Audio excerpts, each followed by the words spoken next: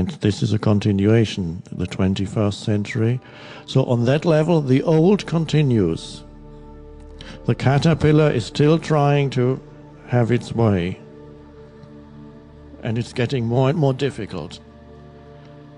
Similarly, we could compare it to the flowering of plants, this incredible beauty that has arisen on the planet through flowers, consciousness expressing itself through this ethereal form of flowers that humans have always recognized as very special. And all flowers have had a significance where perhaps the first thing in humanity that was not utilitarian, that you couldn't really eat or do anything with it. And yet they valued that beyond anything that they could do with it. Because deep down, in a very, very deep, distantly, they recognized perhaps beauty there for the first time, when the first human discovered beauty. But flowers came much later than plants. There were 100 million or 200 million years of plants before the first flower ever opened. I'm told that was about 230 million years ago the first flower opened on the planet. But many millions of years before that, plants already covered the planet. Now certain plants flowered, others chose not to flower. And perhaps it will be the same with humanity. Perhaps only part of humanity will go through this inner shift and the other part will say, no, we're okay as we are. But it only requires part of humanity to go through this flowering for the entire energy field of the planet to be transformed. So what humans then are not doing is to continue perfecting the old way. The caterpillar trying to crawl faster and faster. If we use this metaphor for humans, then that would mean humans develop the thinking mind more and more. This is what, of course, they've been trying to do. Let's analyze this, more and more analysis, more and more getting facts and thinking. Okay, how can we solve the problems that seem to have a proliferation of problems on the planet? They seem to get more and more. I don't know. And then, okay, let's get together and think and see how we can solve this and analyze this problem, cut it into bits and pieces. Well, this is what they do at universities. They cut the subject matters into tinier and tinier pieces. 100 or 200 years ago, it was more satisfying still to be engaged in intellectual endeavors because you had a wide field. Everybody at university had a huge amount of knowledge. Even the scientists had great knowledge of.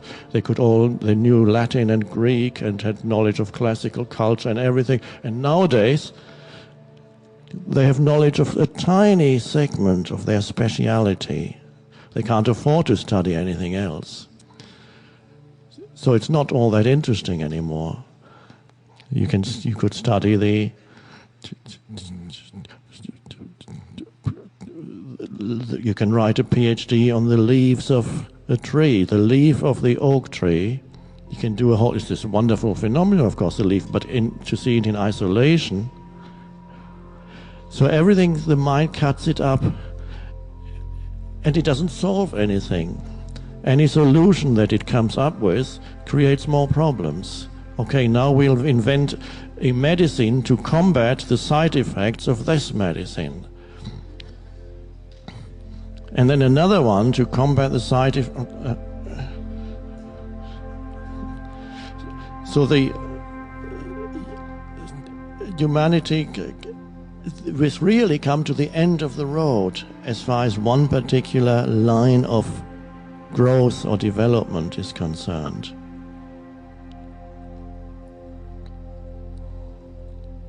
And now the shift needs to happen and is happening to something entirely different, which means thinking will become no longer primary but secondary.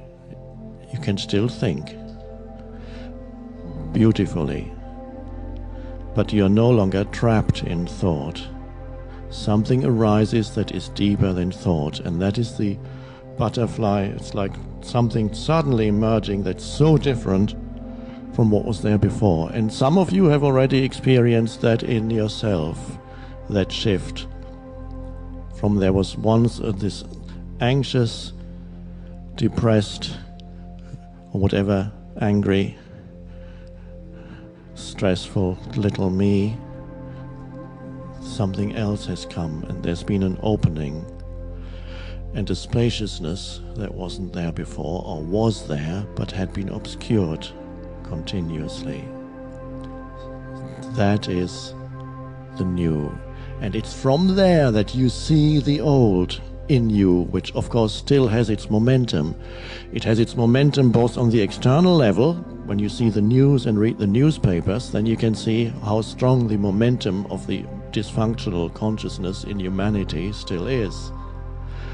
And you can see it in yourself occasionally, that the old reactivity, the old reactions, or the waiting for the next thing, the denial of what is, in various ways of running away from the present moment.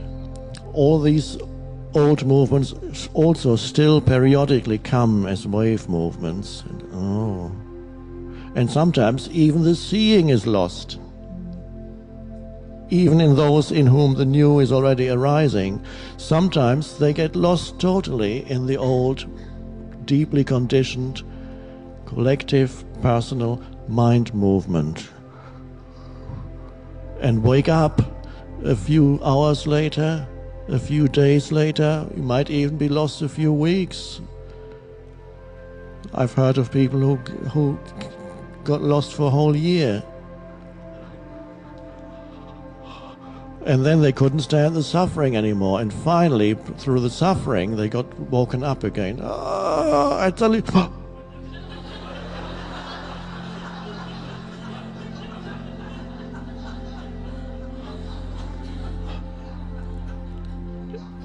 It's like being in a nightmare. When it gets so bad that you can't stand it anymore, suddenly you go and you realize that you're in a bed, a warm bed.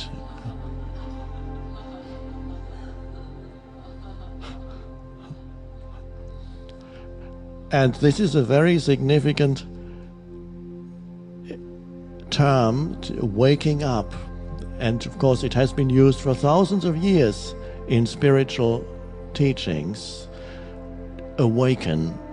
Because everybody knows what awakens means on one level, because everybody wakes up every morning out of sleep. And you know what that is. So there's dream, sleep and dream. And then they go. So it's used as a kind of metaphor to describe something that is similar to waking up from sleep. But of course it's not that, because in spiritual terms, ordinary human consciousness is a kind of sleep also. To be identified completely with one's conditioned thinking and emotion, that movement, to be totally identified with that is a kind of dream, conditioned. And so most humans are still in it, but many, many more than ever before are now waking up out of that. But to see in yourself, to verify it in yourself, that it is a kind of dream to be in that. And it creates a certain reality that corresponds to your conditioning. You interpret through the veil of this dream, through the old interpretations and reactions, you interpret the events and people and situations around you. So everything, it gets incorporated into the dream world. So you see nothing then as it is, because you impose your dream on it. Human beings that come into your life, situations that you are in, you don't see it as it is. You only see your story about it.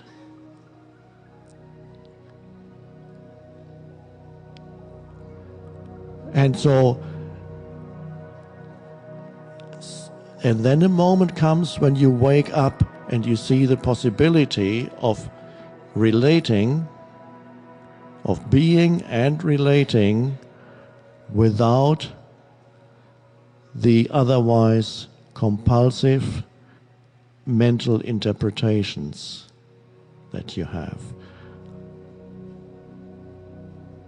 Sometimes when we speak of allowing this moment to be as it is, which is the essential spiritual practice, people think what we are talking about is like allowing their interpretation of this moment. They cannot distinguish between this moment and the way in which they interpret this moment, how they personalize it. So you could be sitting on a park bench, and you may have heard this teaching that says, allow this moment to be as it is. And then you think, okay,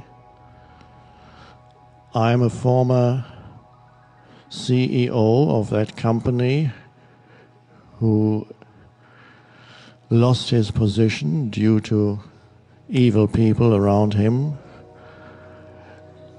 and then soon later was left by his wife.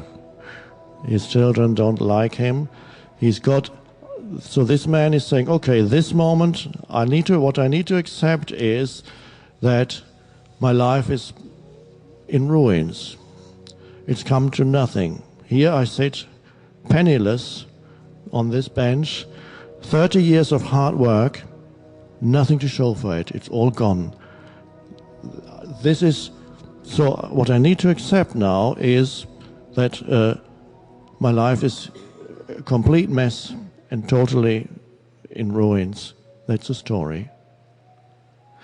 So the man is confusing a story with this moment.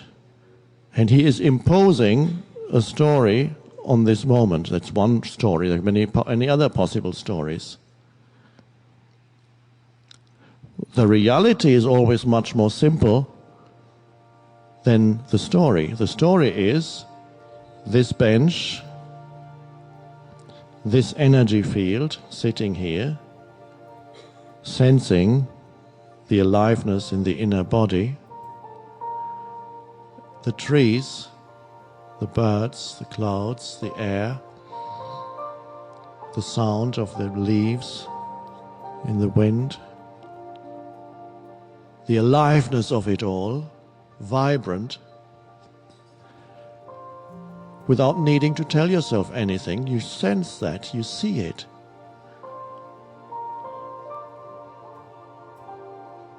This moment is the simplicity of sitting here on the park bench and watching the aliveness all around.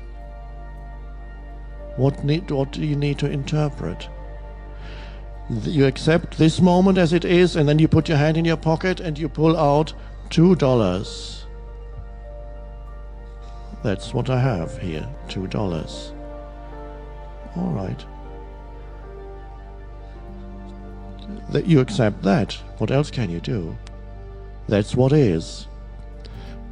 So the story of ruined and all come to nothing, and we're never going to make it anymore.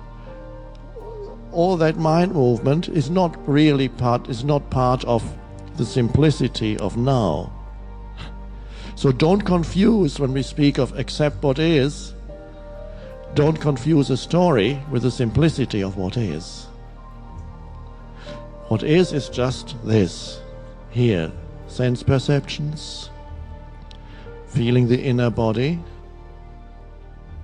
and most importantly, something that's usually ignored,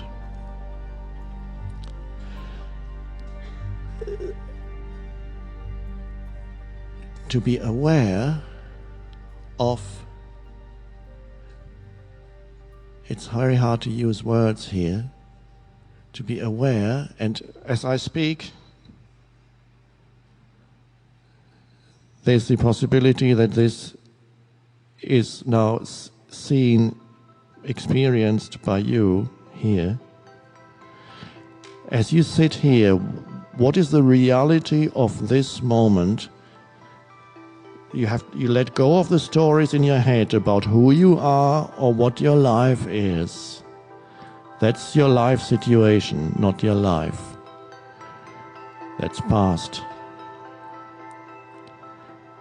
So and it's all a story. It's the story of me in the head that you tell yourself. I'm not talking, if it's memories are fine, but to identify with memories, then you personalize. It becomes a me. Your memories become a self. What's the reality of this moment? Here, sitting here, there are sense perceptions. Auditory, the humming sound and the voice. Visual sense perceptions of the room. The person sitting up here. Other people in the room. The ceiling. The lights. Sunlight coming in. Flowers up here. And you can feel perhaps your inner body also, the aliveness that is there in your inner energy field.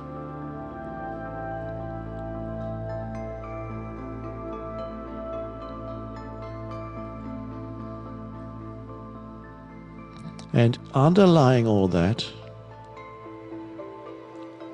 even deeper than anything that you experience or notice at this moment, is the alert attention, the field of alert attention in which this seeing, this hearing, this sensing is happening. One could also call it a field of stillness. There's a field, an alert stillness in which your sense perceptions happen. That alert stillness is always there. Otherwise, there would be nothing. For anything to be, there needs to be consciousness in which the experience or the thought or the perception happens. So that alert underlying field is consciousness itself. And it is a revolutionary thing for a human to become aware of that, but it is also very, very subtle. It is not something that you can grasp. The mind will try to make it into some new object, and the danger, of course, is there when we talk about it. We make it into an object of consciousness because we put it into words. We make a thought out of it, out of something that is far beyond thought.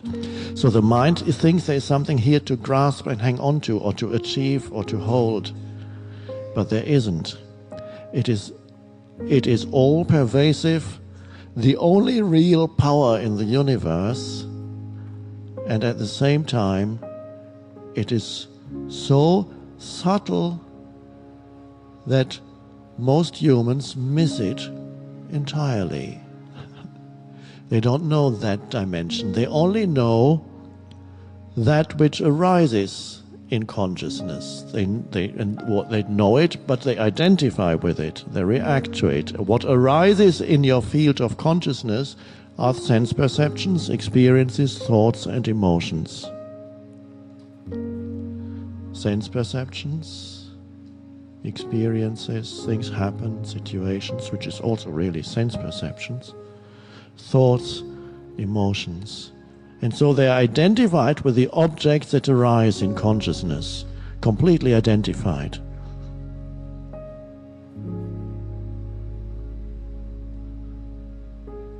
Never knowing that deeper level,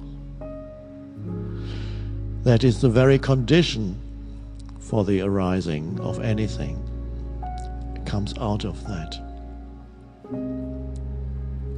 And one could describe that as stillness. The word limits it somewhat, but it's a pointer. So one could say there is in you the dimension of stillness. Has never not been there. Is not something that you need to acquire or achieve, that you could achieve in the future, in time. If you're looking to the future to achieve that dimension, enlightenment, whatever you want to call it, if you look to the future to achieve that dimension, that very looking to the future prevents you from seeing that it's already the very essence of your being now. So that's so many humans are looking to the future to look for fulfillment or enlightenment or liberation in whatever way, through $1 million or through spiritual enlightenment. That they look to the future for that, and the moment you move away and look to the future for it as if it were something that you could get from someone or through some experience, you've gone away from it. Mentally, you've gone into the old conditioned mind movement, which is looking to the next thing. This is why I spoke yesterday of the vertical dimension that we are going into here. So the dimension of stillness, let's for a moment use that pointer, and let's never get attached too much to one single pointer, because then you make it into some kind of belief. And the concept satisfies you for a moment. And then you could even say, I believe in stillness. You don't believe in stillness? You're wrong.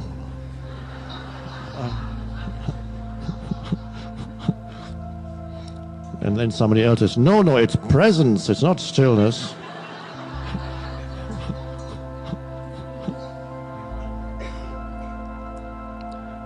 There is in you that already, the stillness underneath all the mental noise and the emotional fluctuations.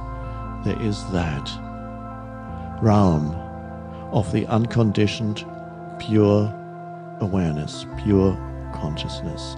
And that is, on the one hand, you could call it is the non-personal dimension of you. It is where you transcend the personal sense of self. And then you might say, no, I don't want to lose myself.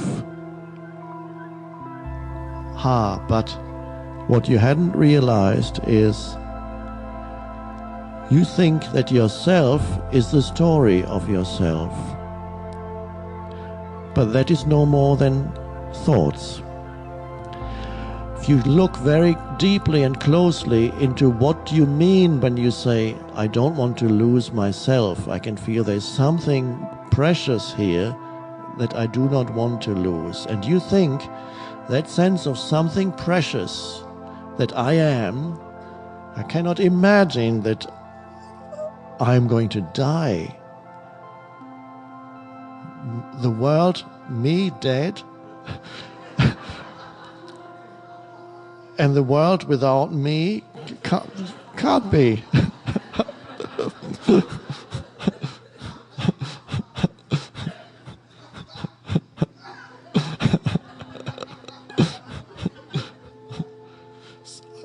So there is something, one feels there is something precious, and the fear of death comes because people believe this is going to be lost. That sense of precious, if you look closely at what that really is, you see that it is something that has become mixed up with the story that you tell yourself about who you are. The name, the psychological form of me, all the things associated with that, the story of me, the beliefs. And something has become mixed up with that, and that is the sense of I, a deeper sense of beingness that got mixed up with a story. And when you even touch the realm of stillness in yourself, that is the deepest fulfillment that could be, and you realize who you truly are is that. That is the essence of your sense of I am. It has nothing to do with the story. It just got confused with the story. Sometimes people discover that whose story is destroyed by life. Life does something to you that you cannot, the story becomes totally unbearable. Everything collapses around you, so you cannot uphold the story anymore of me as somebody who has done this or has done that or has achieved that. It's all left you. Maybe the body has become ill, is collapsing. Things around you are collapsing. There's nothing left that you can claim anything about, make any claim about possession, this or that. It's all gone. I don't know who I am anymore. Some people experience that realization in prison when they are stripped of everything. Everything has left them, the story has collapsed. I don't understand anything. Some people experience it when there's a sudden great disaster in their life. Suddenly, all their explanations don't work anymore the way they had explained. They had all figured it all out, how the universe works and my place in the universe and what with the importance of my life, my work, what I've achieved and done.